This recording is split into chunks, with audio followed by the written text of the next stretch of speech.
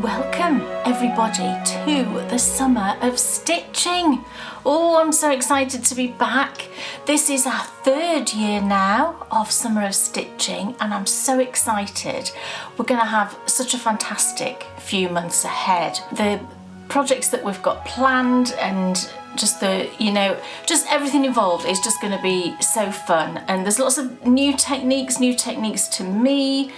But I've made it, as always, I've made it sort of very beginner friendly. So if any of these things are new to you as well, you'll be able to tackle them. And it's just going to be so much fun. And we're going to end the summer with a beautiful project bag and a fantastic pair of fingerless mitts. Very, very excited. So our theme for this year, as you will all be aware or should all be aware by now, is Jane Austen. And I've gone full on with this. I've really immersed myself in the whole feel of Jane Austen and the world that she lived in. And I've taken inspiration from a couple of sort of key areas really, and more from Jane Austen herself than her stories, her writing. So the first thing that we are going to make is our project bag. We're going to start off the project bag with some slow stitching. And if you don't know what slow stitching is, to be honest, I didn't look up a definition of this. So I'm just going by what I've seen a lot of people doing and, what's come under that sort of banner of slow stitching.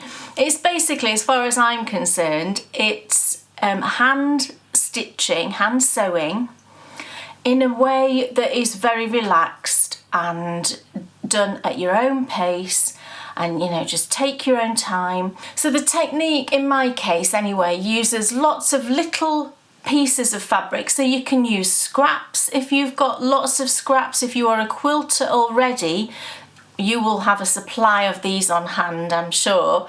In my case, I'm going to be using a specific little mini charm pack. But yeah, you can just use whatever you've got to hand, and then you might want to add in some new fabrics as well to sort of complete the bag with. But you may already have everything that you need for this. If you sew, if you quilt, I'm sure likely you can gather some materials from your existing stash.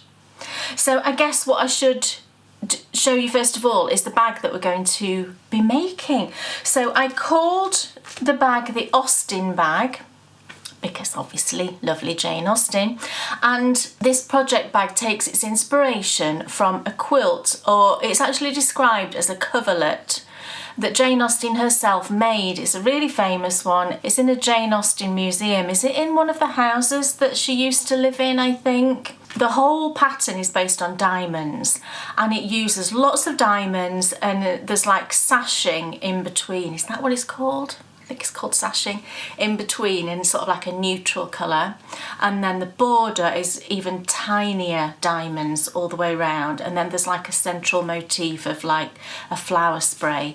It's so pretty, and obviously it's all done by hand. So I took my inspiration from that, and I've used a diamond as my kind of template for our slow stitching piece. So here is the lovely bag. The size of the bag is, as you can see, it's very much a sort of small sock size, or in this case there's fingerless mitts in there.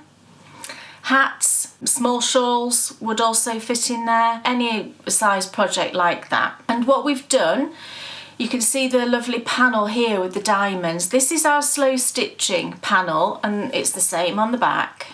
I say it's the same. The fabrics, I used sort of different fabrics. It's all from the same range, and I'll go over the fabrics shortly.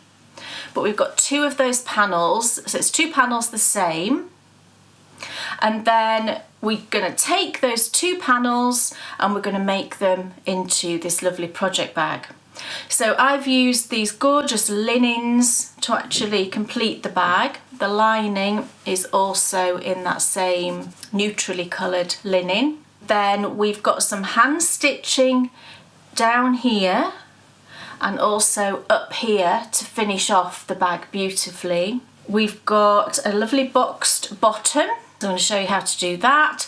And then the drawstring, I chose a beautiful lace ribbon, and I chose lace in particular because in Jane's time, you know, their dresses were very often adorned with lace around the collar and the cuffs. And I know in Pride and Prejudice, for example, the TV series and the book, lace is mentioned. You know, the ladies do talk about lace quite a lot and how beautiful Mrs. So-and-so's lace was on her gown. So I chose lace because I thought that just tied in beautifully with the theme. If you don't want to make a project bag, you know, if that's not your thing, if either you don't have a sewing machine or you just don't want to do that, then you don't have to. I mean, you can just complete your slow stitching panels and then you can do whatever you want with those. I mean, it may be that you like to hand stitch quilts. You could incorporate it into a quilt. You could frame it, you know, and put it on the wall and it would be lovely. You could make it into something else hand stitched, you know, if you prefer doing things that are completely hand stitched. So it's up to you whether you just complete the panels and then do something with those, or if you go ahead and like me and make it into a lovely bag. So that's our beautiful Austin bag, and the first thing we need to do then is go through all of the fabrics that we're going to need.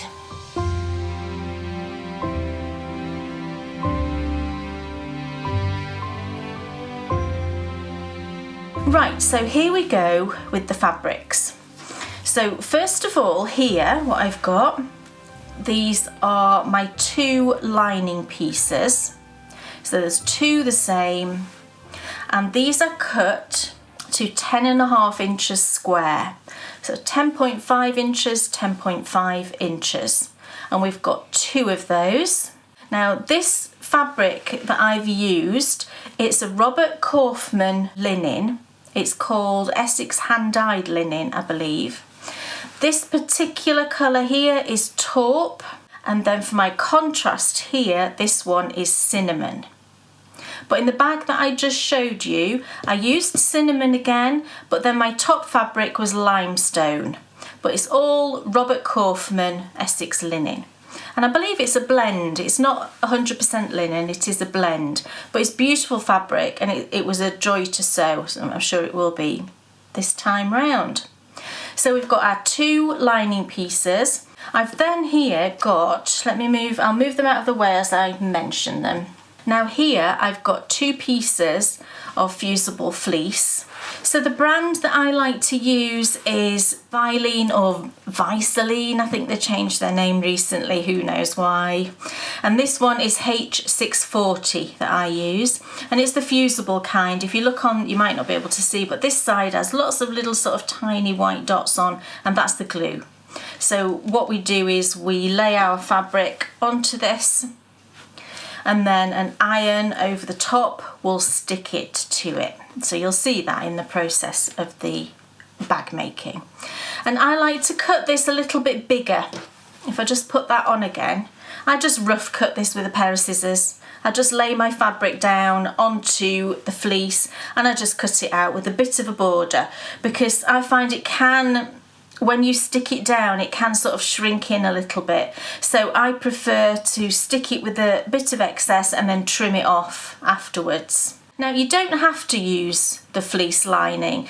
If you prefer a bag that's very soft and, you know, floppy, then you don't have to use the fleece if you prefer not to. We've then got our bottom panels, and these are cut 10.5 inches by 5 inches, and again there's 2 of those. We've then got our drawstring channels, so this is where your drawstring is going to run through, and again there's 2 of them, and these are 10 inches by 2.5 inches. And then these 2 pieces are for our slow stitching panels.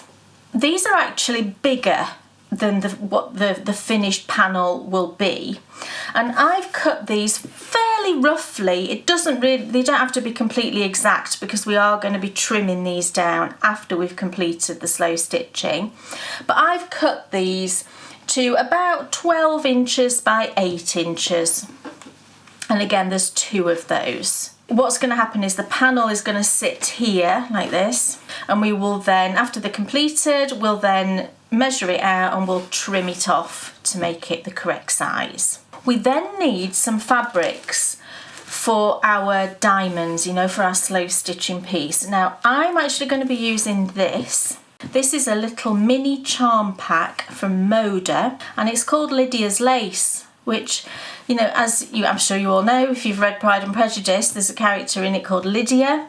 She's absolutely bonkers.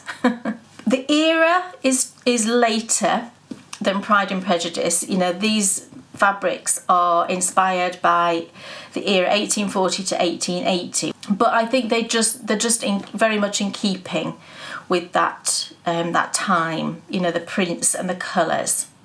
So this is the little pack I'm going to be using. These colours, how big are these? They're 2.5 inch squares, and they just happen to fit the template that we're going to use really well. But the colours I've got here, I can take this off now I've shown you.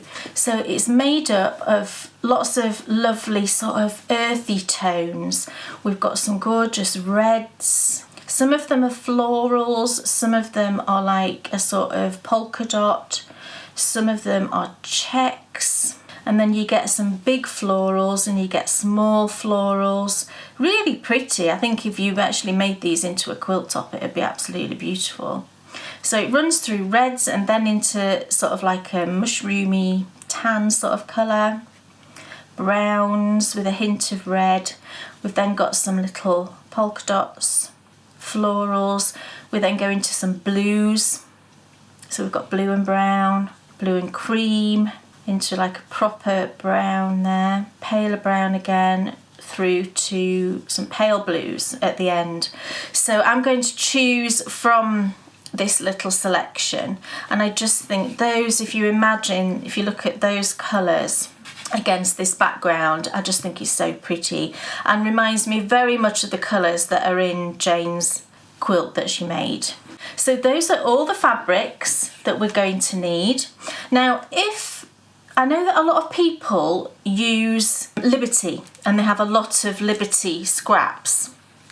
I actually bought these from an Etsy shop, I believe. They're just like little pieces of Liberty Tana Lawn, and I did try a little swatch using Tana Lawn. I must be one of the rare people on the planet who are not a huge fan of Tana Lawn.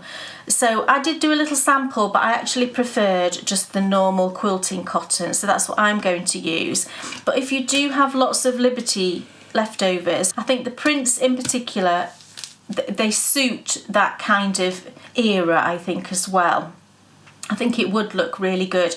And the other advantage of the Tana Lawn, I know, is that it doesn't fray easily at all. It's really good for sort of non-fraying. So that's a definite bonus, because the way that we're going to sew these, you can get a little bit of fraying afterwards. It's not a problem in my mind. I don't mind it at all. But I just wanted to throw that into the mix, that if you've got some little bits of Tana Lawn, then I think they would be ideal.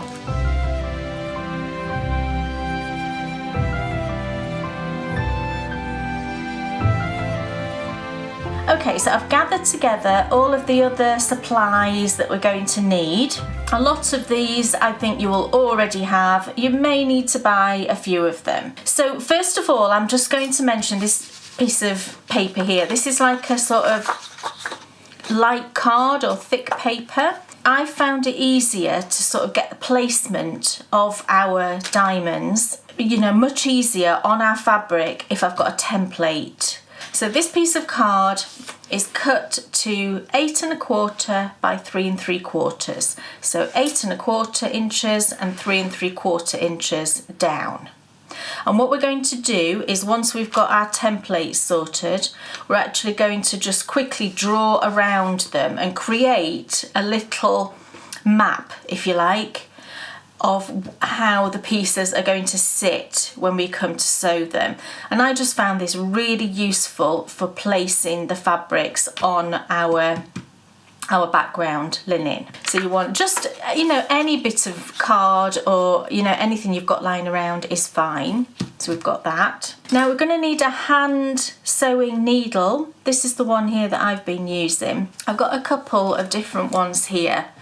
I like, this one is a sashiko needle. You can see that it's the one that's missing there. I really like this needle. It's slightly thicker and it's got a lovely sharp point, and the eye is really large, so it's really easy to thread, which is a great bonus for me and my aging eyes. So I really like the sashiko, but then also these ones are good. These are embroidery needles. You can see they vary in size. It's like a little selection pack, if you like. So you could actually choose from this which one you prefer. The ones down here are much thinner and more delicate, and the ones in the middle are a bit thicker. And like I said, I do prefer a slightly thicker needle. I just find it a bit more easy to use. But whatever your preference is, you're going to need a nice sewing needle, nice hand sewing needle. We've got a few of these quilting clippy things. These, what are these called? Wonder clips, maybe they're called somewhere. You know, if you, oh! That one just went on the floor. So if you don't have these, you can just use pins. It's not a problem. But I had some of these in my sort of sewing armoury, if you like, and I do find them really useful. I've got one of those heat erasable pens. It's by Pilot and they're called Friction. And the good thing about these is it's just like a normal pen. But then if you're doing it on paper, for example, here, look, the other end, which is like this sort of plastic, it just rubs out. I mean, it's cool, isn't it? It is really cool. But it's also heat erasable, so we can draw on our fabric, and when we iron it, because we're going to iron it, you know, to get everything nice and flat, then it just disappears. So again, it's not absolutely essential, but if you've got one of these, you might find it handy. I've got one of these glue pens. This is by Sewline. And again, I found this really useful when we're doing the slow stitching. I just put a little dot onto each of the pieces and just pop them onto the fabric, and it just holds them in place nicely whilst you are stitching. Again, it's not essential. You could just pin it if you prefer to do that, but I found it really useful. We've got a nice sharp pair of embroidery scissors. These are lovely ones, and they came in a little case for me, which was great. Threads, let's talk about threads. So this is the thread I'm going to use when I come to sew on the sewing machine, and I chose a colour. I could have just done white, you know, and just done it with a plain white, because you don't really see this thread as such. The only place that you do see it, if I should bring the bag in again, you do see it just here. Can you see on your drawstring here? And this one I did just with white, and it does stand out a bit, and that made me think I was just going to tone that down a bit and use something that's going to match a bit better. So I'm using this one. I really like Gutterman thread, and this colour is 722. I think it was called Bone, I think the colour. The hand sewing thread, I'm going to use this one, and I used it on the previous bag as well. This is by Orifil, which is an Italian brand, and it's really gorgeous thread. This particular colour is called Marrakesh. And I learnt about this colour from Kate at the last Homely House. She uses this colour a lot when she's sewing her quilts, when she's hand quilting, because it's got every colour in it and it just blends with everything. So I thought I'm going to give that a go, and I'll bring in the bag again and just show you. So I've used it to stitch down all my pieces. So you can see sometimes you see the gold, sometimes you see blue or red, but I think it all just blends beautifully. And then I've also used it to embellish here and here, and I think it just adds that extra bit of kind of sparkle to it. And you only need the one thread, you know, and you get all of these lovely colours. So that's the one I'm going to be using. So this is, I believe it's down here, look, 100% cotton, number 12. And this is Marrakesh. You don't have to use this. The other hand sewing thread that I find really good is DMC, and this is Cotton Pearl number 8, I think this is called. So if you prefer just to have one colour, then you might want to use something like that. Or you might want to use Aurifil in just a plain colour. It's entirely up to you. You know, you choose what you want to do, but I'm going to be using this Marrakesh.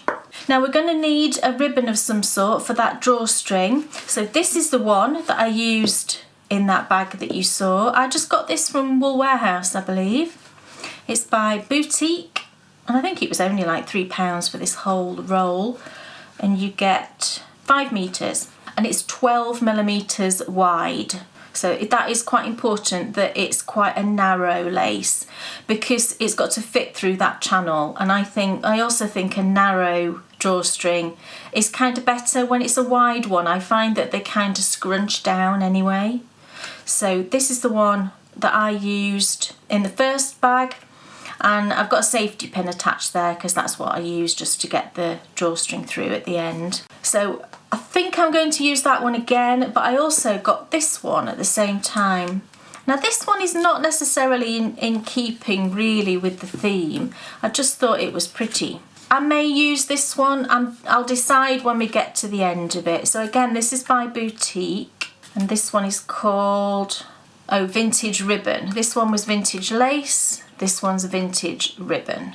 And this one's 10mm wide. So anything, I would say, between 10mm wide to 12mm wide. I personally wouldn't go much over 12mm. You might get away with 15mm. It's up to you really, but a narrower one I think looks prettier than a wider one.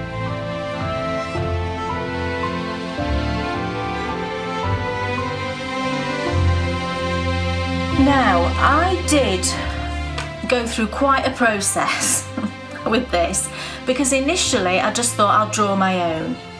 Now that's not as easy as it sounds. I found it to be a bit of a minefield when it comes to diamonds, because they can vary in shape so much. And ultimately I went looking and I found these, which I got off Amazon. They were really inexpensive. You get like, how many is there? There's 140. There's masses. We only need a few. And these ones have got holes in the middle, and I think it's so that you can flick them out of English paper piecing really easily, which I think is handy. I would prefer them not to have holes for my purposes, but it really didn't matter that much. These are the ones I'm going to be using. So this template is a 1.75 inch diamond. So what that means is that these edges here are 1.75 inches. And if I get one of my little charm squares and bring it in, look how beautifully it fits on there. And that was just by chance that worked. So I thought, right, that's fate, isn't it? I'm going to use those. So you want, however you choose to get these templates, the size you want is a 1.75 inch diamond. And these ones, as you can see, are by Dritz. Is that how you say that? Dritz Quilting, and I just got these on Amazon. But if you just search, if you want to buy them rather than draw them out and make them yourself, then you want to search diamond 1.75 inch template. So there we go, that's all of our fabrics, it's all of our equipment, all of the little bits and pieces that we're going to need to create our beautiful Austin bag. So come back in the next video when we are going to be starting that slow stitching piece. So you can now, if you've not already gathered all of your fabrics and everything that you need, you can now go and get everything together, organise yourself, and I'll see you back really soon to start that beautiful slow stitching.